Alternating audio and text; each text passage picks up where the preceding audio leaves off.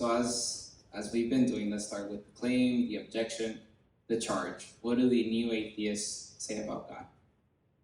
The new atheists accuse God of narcissism and vanity.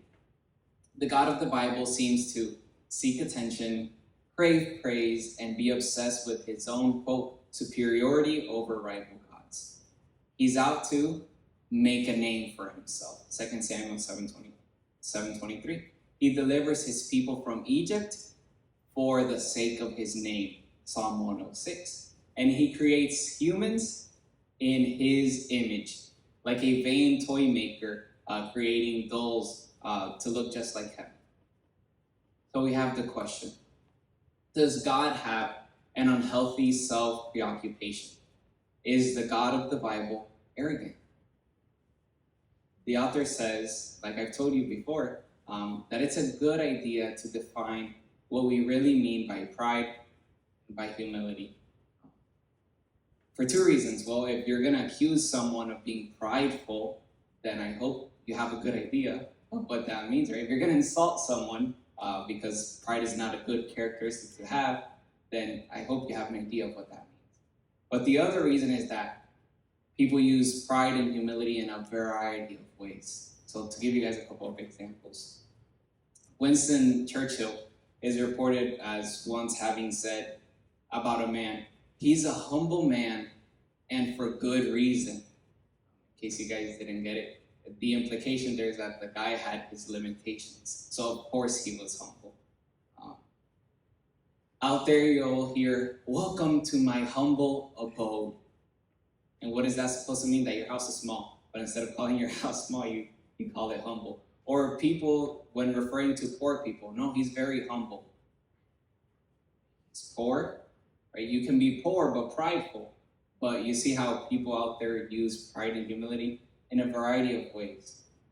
Or to share a personal story, I was once just discussing with a person who is close to me, and she was giving her opinion about how the chores should be broken up in my marriage, and basically telling me what I should do in my marriage. And I told her, okay, that's valid input, but I disagree. And she called me prideful. Which is ironic because the one who's trying to tell me what I need to do with my marriage, right, and all that is her, and she gets upset just because I told her that I disagree. So the point is, we need to get a good idea of what we mean by pride and by humility. So pride, this is how the author defines it, is an inflated view of ourselves, a false advertising campaign promoting ourselves. And this is actually in line with dictionary definitions.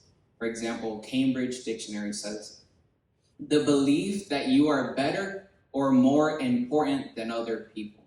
And then Oxford English Dictionary defines pride as a high, especially an excessively high, opinion of one's own worth or importance, which gives rise to a feeling or attitude of superiority over others.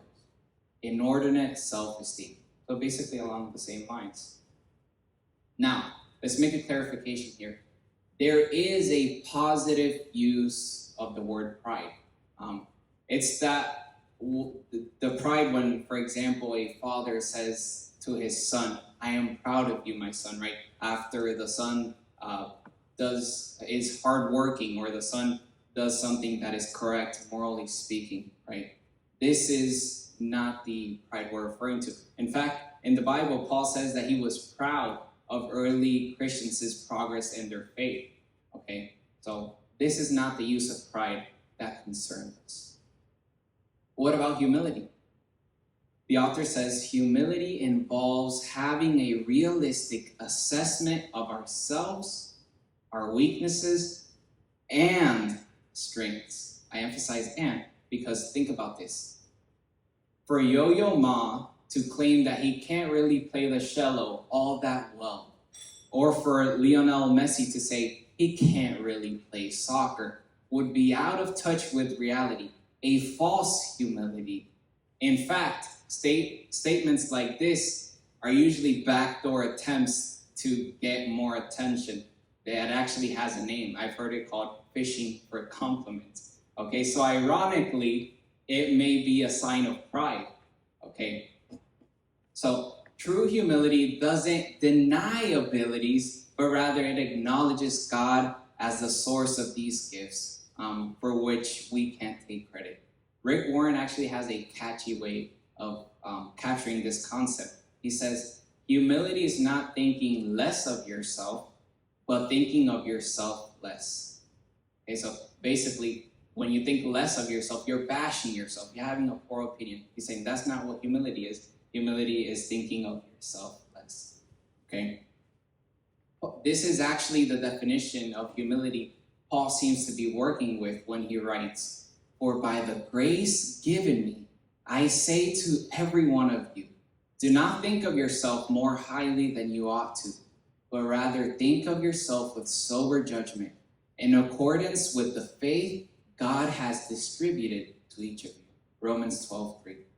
So, to be humble is to know our proper place before God, to have a realistic assessment of ourselves with all of our strengths and weaknesses. So now, having defined, right, pride and humility, we have the question, is God proud? And there is actually an interesting way that we can resolve this issue. Okay? Since we're on the topic of definitions, have you ever thought, how would I define God? If someone asks you, how would you define God? Well, guess what people have thought about this question? Philosophers and theologians. Okay, there is something called perfect being theology that theologians and philosophers use when they're either constructing their systematic theology or just reflecting upon God. And it has its origins in St. Anselm, who asserted that God must, by definition, be the greatest conceivable being. Because if there is a being greater than God that we were able to conceive, then that would be God. Okay, so just think about this. God is the greatest conceivable being. That's what St. Anselm says. And why? Well, if you could conceive of a being greater than him, okay, then God would be inferior to that person or that entity, and so which seems crazy. Okay? So the new atheists wrongly assume that God must be an egalitarian deity, that he is just like us. But he's not. He's the greatest conceivable being. So is God proud? No, he has a realistic view of himself, not a false or exaggerated one. He just happens to be the greatest conceivable being. Okay? But let's put that aside. Okay? Lest we be accused of trying to define issues away. And let's address the objections head on. Okay? The first one is about being created in God's image. Isn't God's act of creating humans in his image just another sign of his vanity? To me, this is a silly objection, because what would you rather be, a hunk of meat flying through space? But let's entertain it anyways. Okay? People disagree. Christians disagree about exactly being created in God's image means. But there are some people who say it has to do with structure, with how humans are created, like they have free will, they're moral agents, they have self-consciousness. Others, Paul Copan calls it the kingly role. They say that being created in God's image has to do with the fact that God put us on earth as his representatives to rule over creation. And then there are others that say, well, God's image is about humans being created so that they can have a relationship with God. That's what Paul Copan calls the priestly. Okay?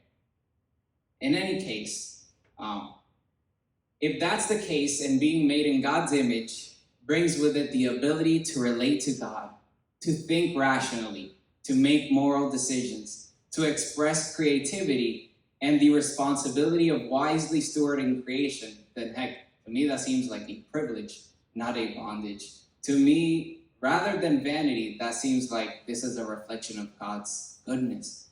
God richly bestows on us, his image bearers, a privileged position. and endows us with characteristics that reflect his own wonderful nature. So that was the objection or the charge of God's image. The second one, God is proud because he demands worship and seeks praise. Okay? The Bible teaches that we are all religious creatures. Okay? Thomas Edison remarked, incurably religious. Okay? And this is something that Ecclesiastes acknowledges. In Ecclesiastes 3:11, it says that God has placed or planted eternity in our hearts. We are designed to worship and serve. In the New Testament, Jesus actually affirms this. He says that no one can serve two masters. Okay? You cannot serve both God and wealth. Paul says that we are slaves of the one whom we obey. And John says that if we sin, well, then we are slaves to sin. The point is, we're all going to serve a master. The question is, which one? Let me actually put this in a way that I find very interesting or curious. I didn't come up with this. It's a theologian. I forgot his name. But he actually defines God as the object of ultimate concern. Okay? God, he would say, is the object of your ultimate concern. And well, if we define God in such a way, then obviously everyone has an object of ultimate concern in their life. Everyone aims their life in accordance with something. And so whatever is your object of ultimate concern is God. Okay? Now, if we all worship something, and if God truly exists, then worship turns out to be moral, spiritual creatures getting in touch with reality. Via worship, we center ourselves on God, recognizing our proper place in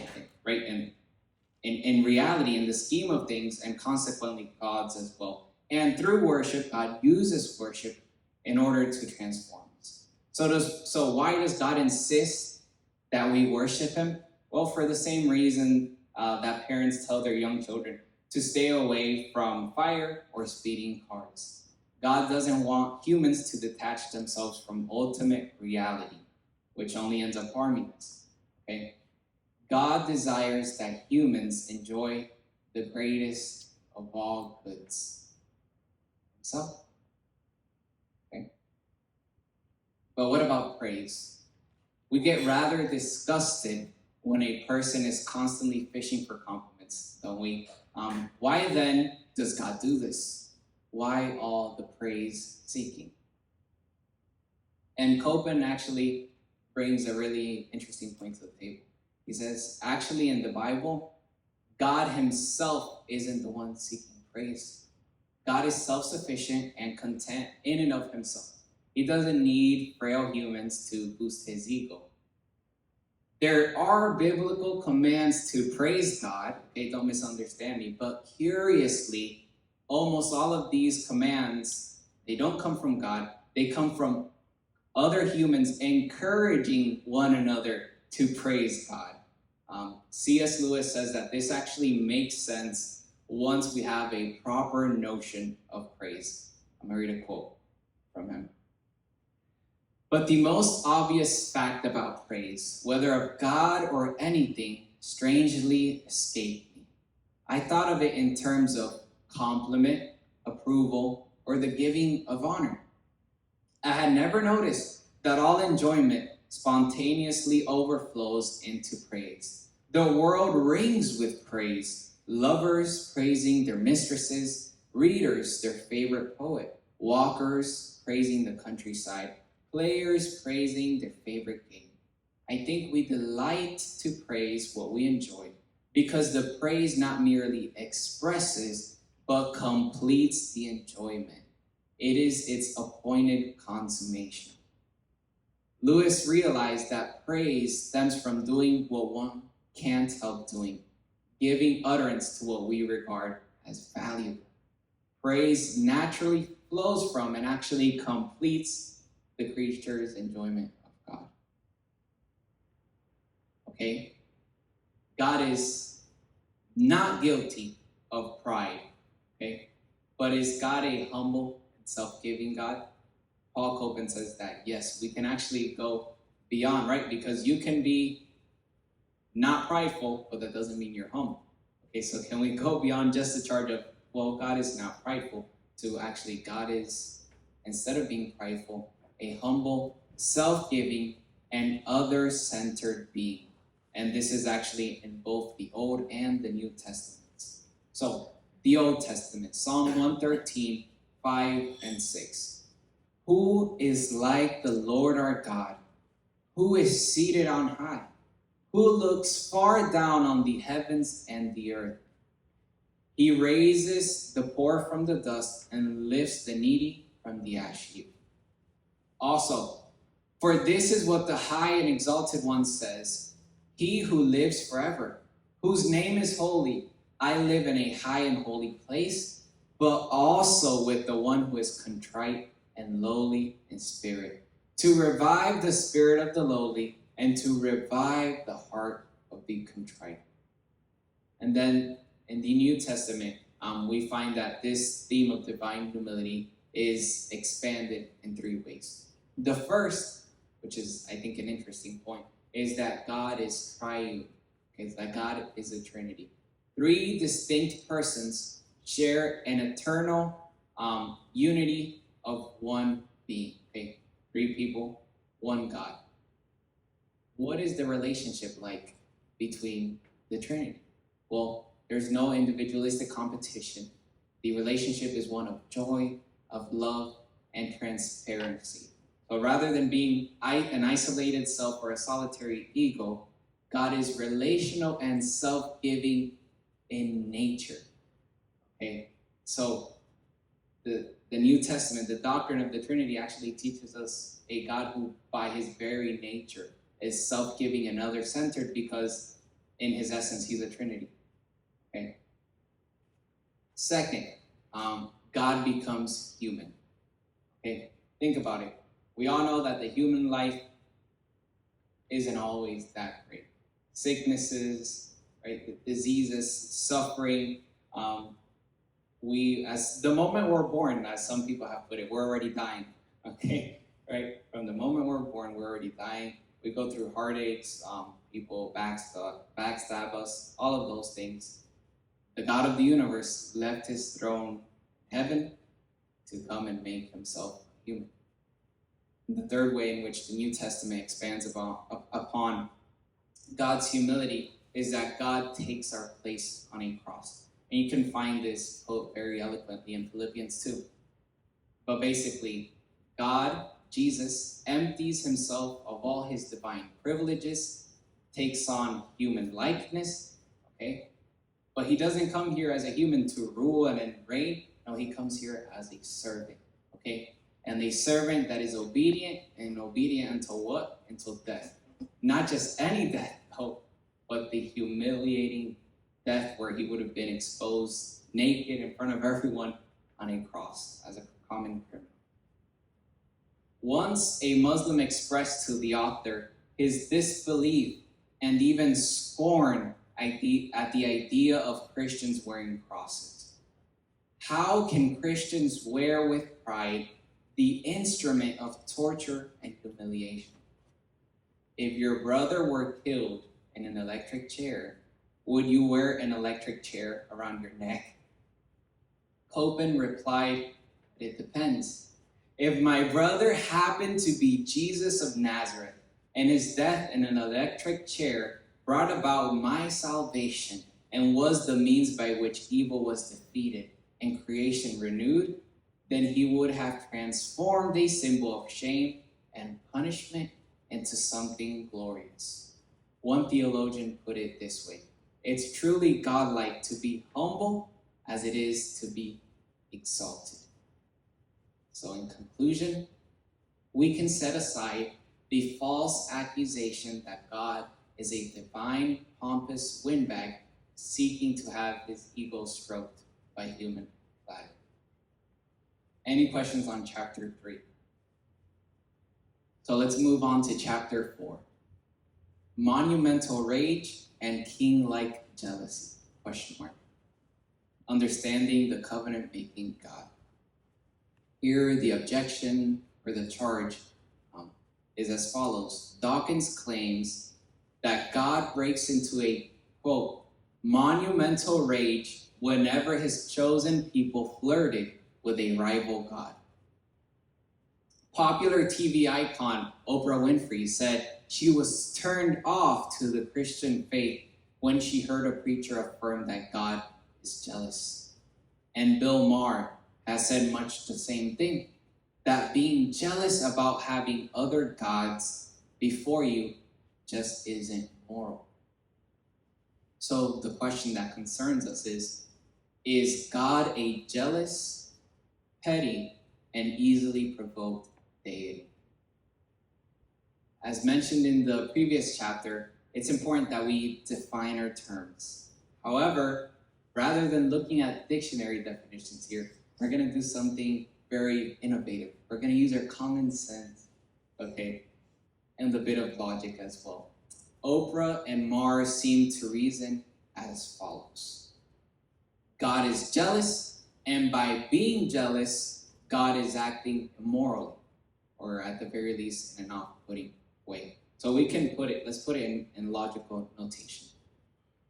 This is their claim, based on what I just read. God acts jealously, so God does X. Therefore, God acts immorally. Therefore, God acts immorally. I think we can notice that there is definitely a missing link, a hidden assumption. And it's that acting jealously is always immoral. Okay? So their full argument, if they were to actually express it appropriately, is in the Bible, God acts jealously. Acting jealously is always immoral, therefore God acts immorally in the Bible. Okay. This is a valid argument, but let's see if it holds up, if it's sound. Okay.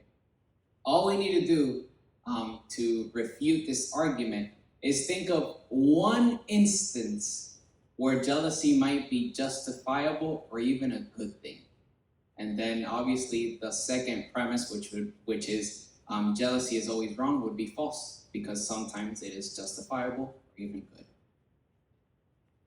So Copan says how his friend once told him a story about a Christian couple he met while doing missionary work in Europe. In a conversation, the subject of adultery came up.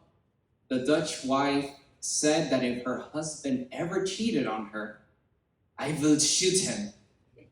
It seems to me, right, that a wife who doesn't get jealous and angry when another woman is flirting with her husband isn't really all that committed to the marriage relationship. This type of jealousy, obviously not killing her husband, right? But what she expressed, she was kidding, or maybe not. What she expressed shows that she cares about the relationship. Let me give you another example. One time a boy in my Sunday school class demanded that a girl, who was obviously his crush, fix her shirt because you could see her bra. My reaction was not, ew, he's so toxic, oh my God. No, my reaction was, oh, that's cute. He's protecting his crush. The point is, jealousy can be a bad or a good thing.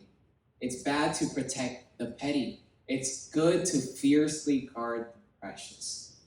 If jealousy is rooted in self-centeredness, then it's clearly the wrong kind of jealousy. But if the jealousy springs from a genuine concern for the well-being of someone else, that would seem to me like a good, justifiable type of jealousy. In Galatians 5:20, Paul lists jealousy as a vice or work of the flesh. Yet the same Paul says, "For I am jealous for you with a godly jealousy. For I betrothed you to one husband, so that to Christ I might present you as a pure virgin." 2 Corinthians 11:2. So now the question becomes, is God's jealousy of the good or the bad kind? Okay? And in this regard, the the story about the married couple is actually very useful, because almost every time the word jealous is used in the Old Testament, it's in the context of idolatry or spiritual adultery. Okay? The Old Testament is replete with imagery portraying God as Israel's passionate husband. Okay? To elucidate, let's read Ezekiel 16, and I'm going to skip around some verses, but this passage is very vivid. The word of the Lord came to me. Son of man, confront Jerusalem with her detestable practices and say, this is what the sovereign Lord says to Jerusalem. Okay, so now God is going to be speaking to the Israelites. Then I passed by and saw you, the Israelites, kicking about in your own blood. And as you lay there in your blood, I said to you, live. I made you grow like a plant of the field. You grew and developed and entered puberty. Your breast had formed and your hair had grown, yet you were stark naked. Later I passed by, and when I looked at you and saw that you were old enough for love, I spread the corner of my garment over you and covered your naked body.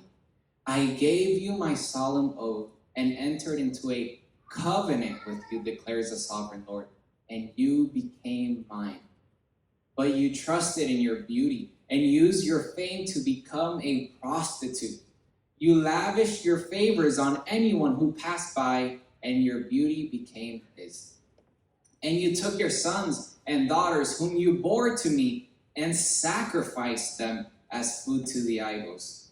Was your prostitution not enough? You slaughtered my children and sacrificed them to idols. You adulterous wife, you prefer strangers to your own husband. Therefore, you prostitute, hear the word of the Lord.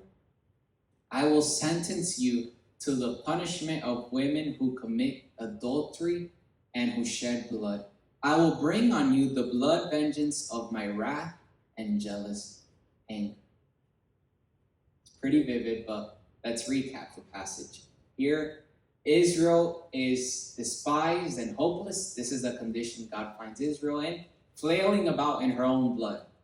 God sees this, has compassion on Israel, and eventually enters into a covenant with the Israelites. The passage doesn't explicitly mention what covenant is being referred to, but the audience, and we know, of course, that it is the covenant that God entered into Israel with at Mount Sinai. At Mount Sinai, God laid out the nature and boundaries of his relationship with Israel. God promised to protect and provide for Israel, and in exchange, Israel promised to be faithful to God and keep his commandments. Or to continue the marital language, God and Israel on Mount Sinai exchanged vows. Okay? But Israel proved to be an adulterous wife by engaging in idolatry and allying herself with other nations rather than trusting in God. The result, as we see here in this passage, God becomes jealous because he has bound himself to his people in a kind of spousal intimacy. So worshiping idols and other gods is a rejection of who God is, just as adultery is a rejection of one's spouse in marriage. Perhaps some may still be uneasy about divine jealousy. They can grasp how God's covenantal relationship with Israel can be analogized to the relationship between a husband and a wife. But they just don't understand why idolatry, why spiritual adultery is such a problem, right? We can easily understand why physical adultery, right, between a husband and a wife is such a big problem. But what's the big deal about bringing a hunk of meat to a statue? Okay. The problem is that idolatry in the ancient Near East involved very immoral practices. We already saw this, in fact, in the Ezekiel passage. Verse 21 says, "You slaughtered my children and sacrificed them to idols." One could get drunk at idol feasts, as well as engage in ritual sex, orgies, gluttony, adultery, all in order to manipulate the gods, right, into giving you more crops and cattle. Furthermore, idolatry in the ancient Near East didn't commit you to actual ethical behavior. As long as you kept your idol fed, you could basically do whatever you wanted. Contrast this with the moral behavior God required of his people, Israel. All the words which the Lord has spoken, we will do. Okay. Allow me to frame the issue of idolatry a bit different, perhaps in a way that is more recognizable to our modern ears. When we live for ourselves, or when our object of ultimate concern is something other than God, the big deal about this is that we end up harming ourselves. The late author and pastor Tim Keller explained how this works. Instead of telling them, modern people, they are sinning because they are sleeping with their girlfriends or boyfriends, I tell them that they are sinning because they are looking for their romances to give their lives meaning, to justify and save them, to give them what they should be looking for from God. This idolatry leads to anxiety, obsessiveness, envy, and resentment. I have found that when you describe their lives in terms of idolatry, postmodern people do not give much resistance. Then Christ and his salvation can be presented not, at this point, so much as their only hope for forgiveness, but as their only hope for freedom. When we apply this to God's jealousy, we can see that God's jealousy is not petty and constricting. Okay? God's jealousy isn't aroused just to protect a relationship, it's aroused to protect us, his creatures, from profound self-harm. When a person acts in damaging and life-denying ways, right, through adultery, pornography, promise-breaking, or simply suppressing the truth about God, God's jealousy surfaces so that this person might abandon his destructive behavior and turn to an abundant life found in God. Thus, far from being capricious, petty, or constricting, God's jealousy is other-centered. He is jealous for our best interests, which is precisely to say, God's jealousy is of the good kind. What about his anger? I think the same thing can be said of his anger. In fact, the argumentation here is much of the same, so we're not going to enter into detail, but the argument is as follows, basically. Anger isn't necessarily wrong. Scripture does not praise the person who never gets angry, but rather the person who is slow to anger. That's how God is described. Paul says, be angry, yet do not sin. Jesus exhibited anger when he drove the money changers from the temple. The person who is slow to anger, or who can control his anger, is more likely to oppose injustice and tyranny than the never angered person. Indeed, in light of suffering and oppression, it would seem to me that the indifferent and apathetic person is the morally deficient or maladjusted one, not the person who responds to injustices and oppression with righteous anger. As with jealousy, so with anger. Is the anger self-centered or other-centered? Does it reflect profound selfishness or concern for others? God's jealousy, okay? God gets jealous or angry precisely because he cares. Not to put too fine a point on it, okay? Rather than trouble us, I actually think the idea of divine anger and jealousy should humble us. Hear me out. Well, hear Paul Copan out, because this is what he says. We should be amazed that the creator of the universe would so deeply connect himself to human beings that he would open himself to sorrow and anguish in the face of human betrayal and rejection. You know, I've heard people commonly cite the potential for getting hurt as a reason why they are not looking for a relationship. Oh, I don't want to get hurt. In fact, I've even heard this about a dog. He's like, oh, I used to have a dog, but now I don't have one. And I really enjoyed having a dog. I was like, well, why don't you have one? He's like, oh, no, because I got too sad when the other one died, so I don't want to go through that again. Okay. Well, I'm really glad God is willing to make himself vulnerable for us. Hosea 11 says, when Israel was a child, I loved him, and out of Egypt I called my son. The more they were called, the more they went away. They kept sacrificing to the Baals and burning offerings to idols. Yet it was I who taught Ephraim to walk. I took them up with their arms, but they did not know that I healed them. I led them with cords of kindness, with the bands of love, and I became to them as one who eases the yoke on their jaws, and I bent down to them and fed them. How can I give you up, O Ephraim? How can I hand you over, O Israel? My heart recoils within me. My compassion grows warm and tender. This theme of divine vulnerability runs throughout the Old Testament. God, the wounded lover, is reluctant to bring judgment. His jealousy and anger, sins of his pain and longing for reconciliation with a rebellious Israel. There is an Iron Bell song that goes, jealous, jealous, jealous for my heart. The God of the universe wants me, a worm. Why don't we end with prayer?